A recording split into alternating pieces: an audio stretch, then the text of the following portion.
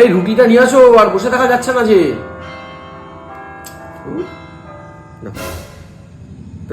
এইটা না, এইটা আগে খাই।